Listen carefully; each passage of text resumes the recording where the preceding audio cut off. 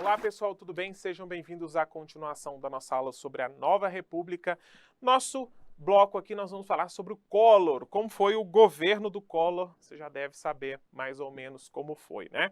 O Collor, no final das contas, quando ele toma posse, né, pouco tempo depois, ele já cria uma política econômica, uma equipe econômica aí, que era coordenada pela ministra Zélia Cardoso de Mello, e vai anunciar um novo plano econômico para combater a hiperinflação que o Sarney não conseguiu resolver, que é o Plano Brasil Novo, mais conhecido como Plano Collor, beleza?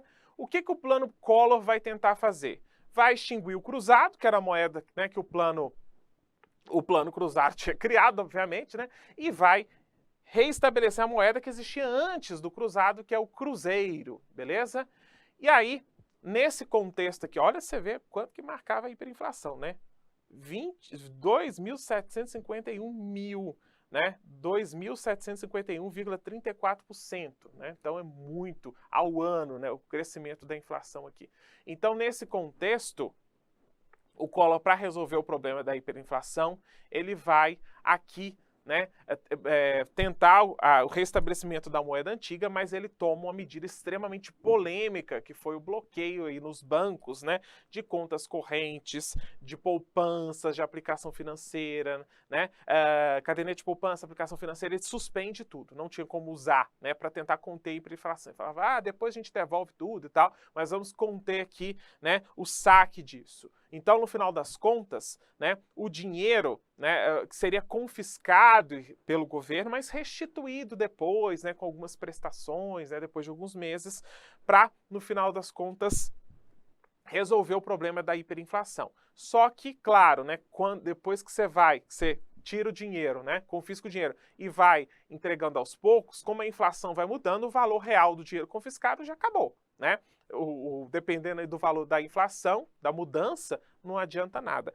A população ficou indignada com isso, né? No final das contas, foi mesmo um dos maiores escândalos, né, da história do Brasil. Tem até especialistas que disseram que o governo tirou cerca de 95 bilhões de dólares de contas correntes, né, de aplicações e poupanças, né, o que vale a 80% de todo o dinheiro que circulava em bancos naquela época.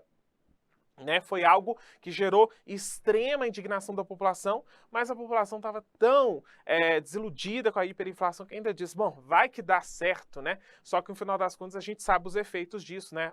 Muita gente nem viu a cor do dinheiro de volta, né? E aí teve impactos, né, tanto a política econômica do Sarney quanto essa do Collor, levou muita gente até a suicidar, né, tem gente aí, nossos avós, né, nossos tios mais velhos, se você fala do Collor, né, eles não querem nem ver pintado de ouro, né, e o pessoal aí no Twitter hoje gostando desse cara, hein, tô de olho em vocês aí.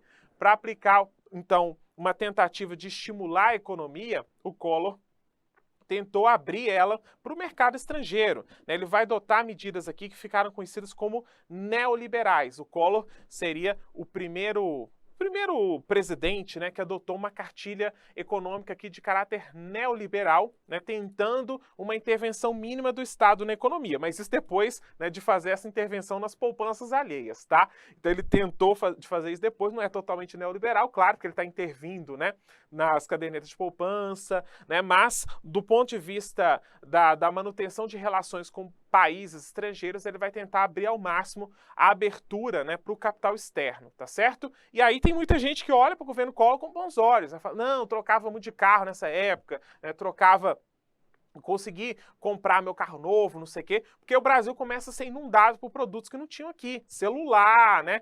Muita gente rica aqui, ou classe média, conseguiu celular nessa época. Então, muita gente viu o governo Collor com bons olhos e vê até hoje, né? Então, nesse contexto, mas, por outro lado, né, se busca aqui também cortar gastos, né, por parte do governo, privatizar as estatais, né, o Brasil passa a ter muitas estatais depois do regime militar, então o Collor vai tentar privatizar algumas aqui e estimular o livre comércio, pouca intervenção do Estado na economia, né, vai tentar tomar algumas medidas aqui para tentar estimular mesmo, sair do problema da hiperinflação.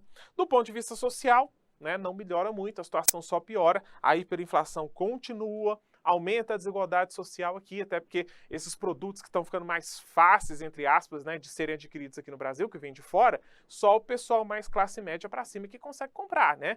Então, não há uma distribuição de riquezas aqui em relação às medidas desse plano Collor, que no final das contas se revela um grande fracasso. A hiperinflação continua e muita gente que teve suas poupanças confiscadas aí nem viu a cor do dinheiro depois, né? Até hoje, né, até recentemente, muitos processos continuaram correndo aí na justiça, tá? Alguns conseguiram, né, mas sem o reajuste, né? Sem o reajuste, então muita gente, no final das contas, perdeu muito dinheiro, certo?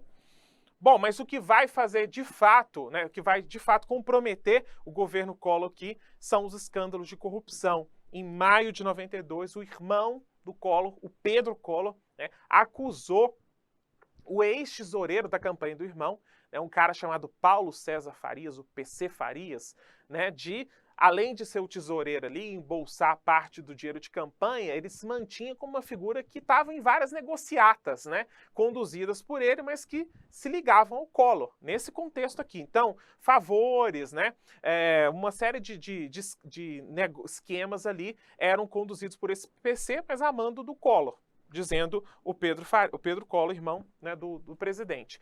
E aí, depois dessas denúncias, né, que vieram dos jornais, o Congresso teve que investigar, certo? Teve que investigar e aí instaurou a Comissão Parlamentar de Inquérito, né, para poder investigar isso no final das contas. E aí, muita gente começou a dizer, né, que o presidente era sócio aí desse esquema PC, né? E chegaram à conclusão, né, depois dessas investigações, de que foi desviado dinheiro da campanha do Collor, né, e que esse ex-tesoureiro ali continuava a negociar favor, né, negociava cargo a mando do presidente, tinha esquemas ali de corrupção graves mesmo, né, e aí no final das contas o povo vai pra rua, né, o Collor chega a pedir o povo, não, eu estou sofrendo, é mentira da Receita Federal, né, ele tinha um jeito assim meio histriônico, né, que não convence ninguém. É mentira da Receita Federal. Ele fala, isso é uma mentira, isso é uma calúnia, uma patuscada, né? Isso é um delírio, um sonho de uma noite de verão. Então ele falava meio assim, né? E aí falou assim, pediu pro povo para ir pra rua de verde e amarelo, né? Defendê-lo, né? Desses escândalos, desses absurdos. E o povo vai pra rua. Mas não é para defender o Collor, é para pedir o impeachment do Collor, porque estava todo mundo abismado, né, com os escândalos de corrupção. E aí o pessoal vai de preto pra rua, né, para mostrar que tava de luto mesmo. Só o rosto, né, que vai pintado de verde e amarelo, e aí esse movimento que pede o impeachment, né, do Collor fica conhecido como o movimento dos caras pintadas. E aí essa pressão que as ruas fazem leva o Congresso, então, né, a votar pelo impeachment do Collor, o que acaba acontecendo. Ele chega, inclusive, a renunciar, né, para não sofrer a perda de direitos políticos, mas não adianta, o processo continua correndo e aí ele perde os direitos políticos dele, mas depois, né, quando eles retornam, ele volta para a política nacional. Beleza? Fechou?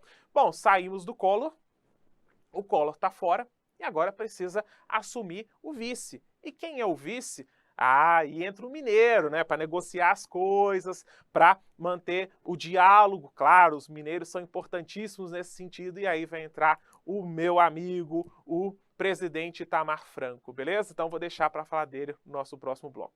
Tchau!